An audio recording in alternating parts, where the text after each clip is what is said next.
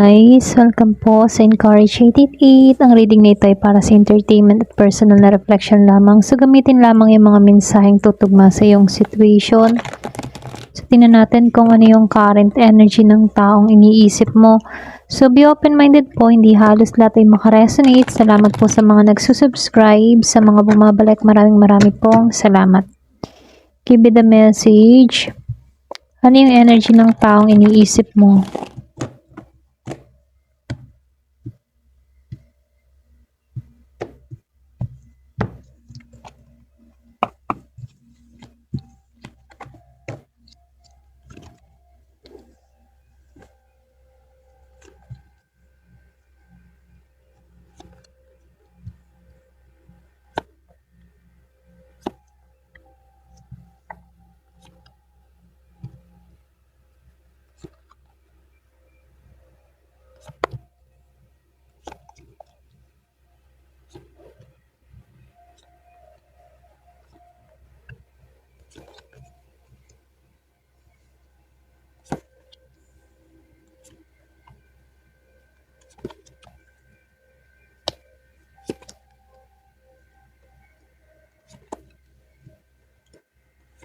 So, dito, meron akong nakikita na Gemini, Libra ng Aquarius. Then, Aries, Leo, Sagittarius. Malakas yung Aries, si Taurus, si Capricorn. Meron ding Aries, Leo, Sagittarius. Si Leo, malakas din. Virgo, Capricorn, Taurus. Si Aquarius, malakas din. So, dito, lumabas itong si Seven of Swords, Reverse, at si The World, Reverse. Kung tutuusin dito, akala ng taong ito, hindi pa tapos yung cycle ninyo, okay? Or pwede rin sa'yo.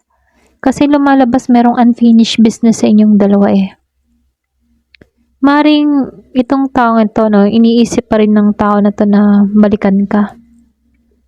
Or pwede rin iniisip niya dito, ganun ka pa rin, okay?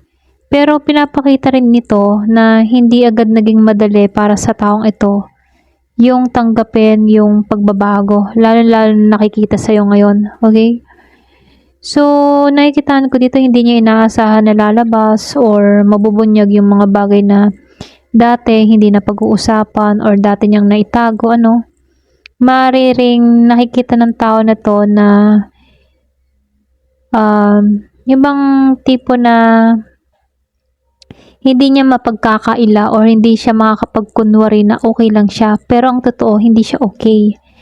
So, may energy dito na para bang aamin or pwede ring haharap sa katotohanan. Kumbaga, para bang bibitawan niya na yung mga lumang strategy niya dito. Para bang kailangan niya ng umamin talaga, Ito lang nakikita ko, merong aamin or merong dito maglalabas ng katotohanan. Especially kung may kadiling ka dito na Gemini, Libra, or Aquarius,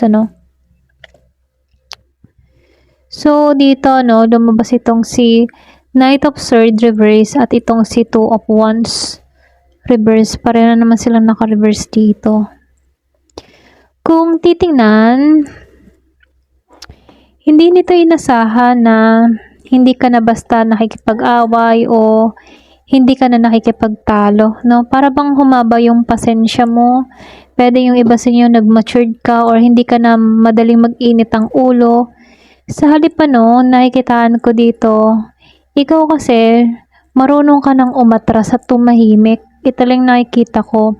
Para bang marunong kang umatras kung itong taong ito ay karapat-dapat ba bang ipaglaban o hindi. Para bang ikaw mas yung energy mo dito mas pinagtutuunan mo na lamang sa ibang bagay kaysa magtuon sa taong ito. At nakikita ito ng taong ito. Okay na hindi ka na nakikipagtalo sa kanya or hindi ka na mahilig yung bang tipong hindi ka na mahilig magpapansin or something na gano'n, Kumbaga dito, nawalan ka ng reaksyon, okay? Pwedeng nagulat itong tao na to na hindi ka nakatulad ng dati, okay? Na nagre-react sa bawat kinikilos niya, ganon. para bang nasa deadma mode ka na or deadma yung energy mo sa kanya. Ganon. So, dito, nakikitaan ko lang din dito sa Two of Wands. Akala ng tao nito, na stuck ka pa rin pagkatapos ng separation ninyo. Yung bang tipo na akala niya na hanggang ngayon, minumundo mo pa rin siya. Okay? Pero dito, para bang tapos ka na sa pag-iintay. Ito kasi yung card na nagsasabing may hesitation ka man, pero unti-unti ka nang gumagawa ng bagong direksyon, para sa sarili mo. Okay? Pwede nga iba sa inyo, mas nakatuon ka na lang sa sarili mong paglago or meron kang napagtanto-tanto sa sitwasyon ninyo. Okay? Para bang marami kang natutunan. Okay? So, dito, Emperor at itong si Seven of Swords. Eight of Swords, sorry. So, dito, malaki yung pagbabago mo. Mas nagiging kang matatag ngayon. Mas nagiging kang firm. Natuto kang mag-set ng boundaries dito. Hindi ka na basta nagpapadikta. Okay? Yung iba sa inyo natuto kang manindigan sa sarili mo. Maaari niyang mapansin dito na mas ka na ngayon, kontrolado sa mga ginagawa mo or maging sa sarili mong buhay. Mas controlled ka na ngayon. So, dito, nakikitaan ko dito, yung iba sa inyo, may time na sa sarili mo, okay? Or kung ganito yung feelings mo, may time na para bang natatrap ka rin, okay? Lalo-lalo na sa mga memories or sa mga overthink about sa tao na to. Yung bang tipo na hindi may iwasan, na bigla tong sumasagi sa isipan mo, para bang natatrap ka sa ganong sitwasyon, pero alam mo naman na kailangang iwakse, okay? Pinaglalabanan mo yung memories na yun, Kaya dito, hindi niya inaasahan din ng tao na to na meron kang internal struggle. Hindi niya alam na meron ka ding dinadalang internal struggle dito, okay? Pero dito, yung iba sa inyo, may time na natatrap ka pa rin sa taong ito, pero winawaksi mo, okay? Kumbaga dito, tinuturuan mo din yung sarili mo na tanggalan to, So, nakikita ko dito, hindi mo din pinapakita dito na apektado ka pa rin sa tao na to kasi andito ka sa Emperor energy. Oo, naiisip mo tong tao na to, pero kailangan ko ng boundaries. Ganon yung energy mo.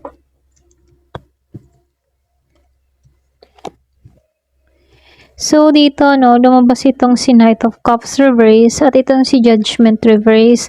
Kumbaga, parehong naka-reverse sila. So, ibig sabihin, lumalabas lang dito na hindi mo hinahabol yung romantic gesture sa ngayon, Para bang pwedeng dati, umaasam-asam ka na hihingi to ng tawad, okay?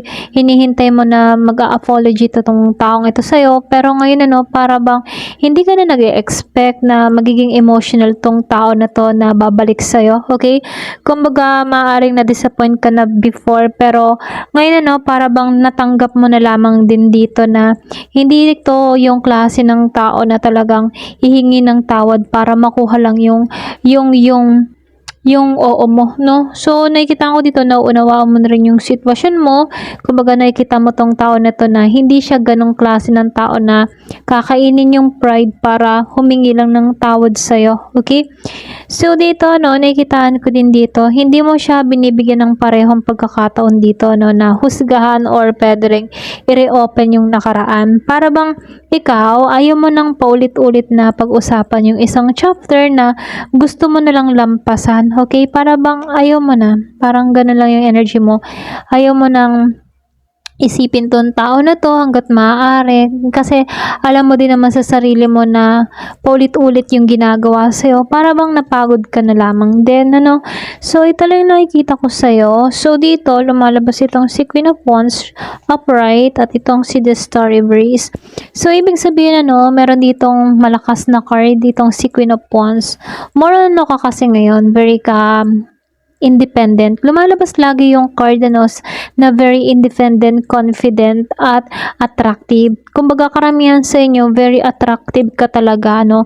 Yun at yun pa rin yung energy mo hanggang ngayon, kahit nung last nabasa ko, no? Nagiging ka pa rin attractive. Continuous ka na nagiging attractive sa ngayon at nagiging confident ka ngayon, ano? Very ka, no? Independent din at nanonotice ka ng taong ito, no? Pagkatapos ng separation ninyo, kasi may malaking mga pagbabago na nangyayari sa'yo para bang habang nawawala yung connection ninyo ng taong ito, na mas lumalabas yung sa sarili mong power, mas nagiging kang confident para sa sarili mo at mas umaayon ka ngayon. So dito nakikitaan ko rin dito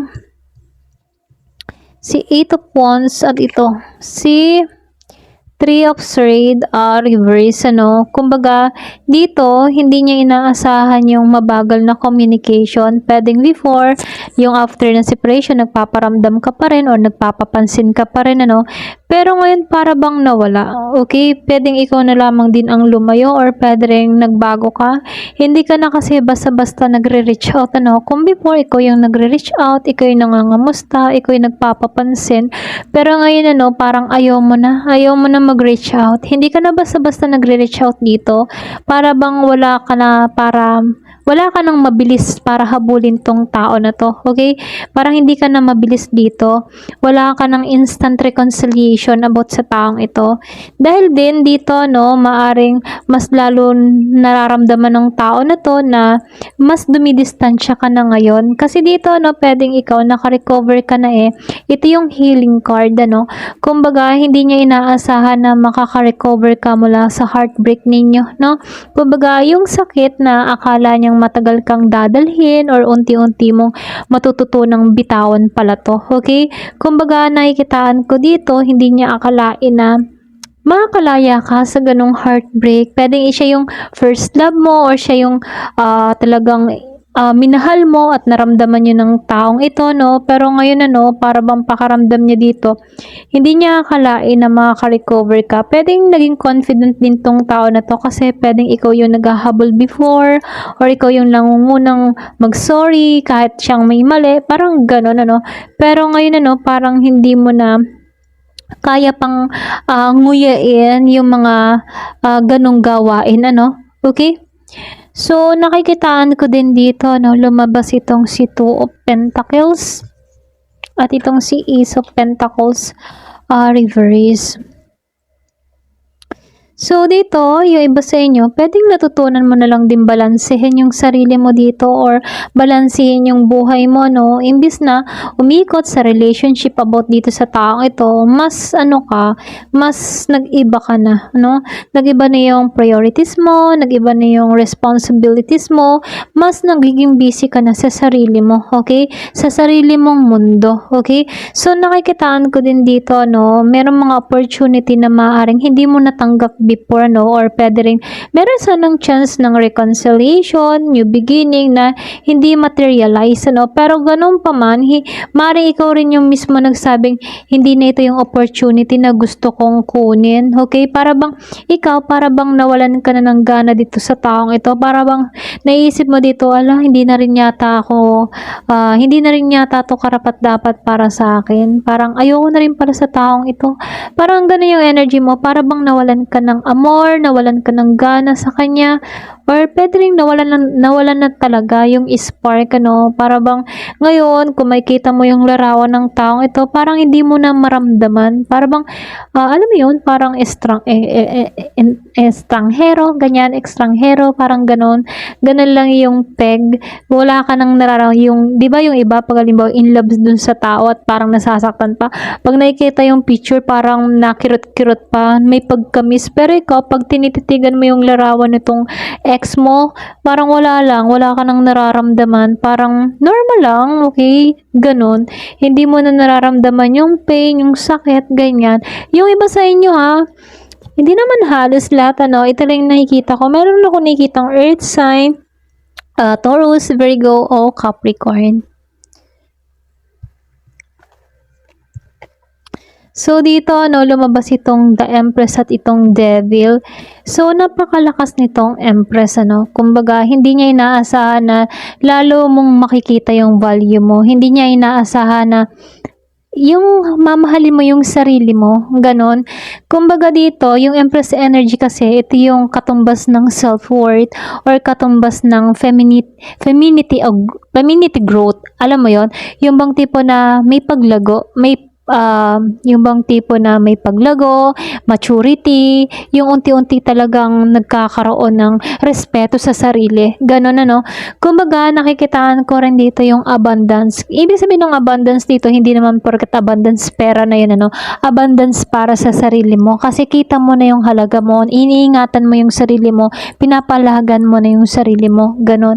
Okay? So, parang hindi ka na naghihintay na siya yung magbigay ng validation sa'yo, kundi ikaw mismo nagbibigay ng validation sa sarili mo. Okay? So, dito, nakikitaan ko dito, ito yung pinaka-interesting na part kasi lumabas si Devil, ano. Kumbaga, yung pagse-separate nyo dito, may attachment pa rin na energy. Ito lang yung nakikita ko. Yung bang tipong merong temptation, merong jealousy, or obsession dito, ito yung mahirap pakawalan. Alam mo yon. Kasi alam mo yun, para bang talagang nandun yung curiosity, okay? Pwedeng nakakapag-isip-isip tong tao na to, or pwedeng nakakapagsalas din to, lalo na nakikita ka na nasa Empress energy ka, okay? So, nakikita ko dito, pinapakita lang dito na may matinding pull na hindi niya basta maiwasan or hindi nawawala. Para bang na-attract talaga siya or pwede rin na-obsess siya.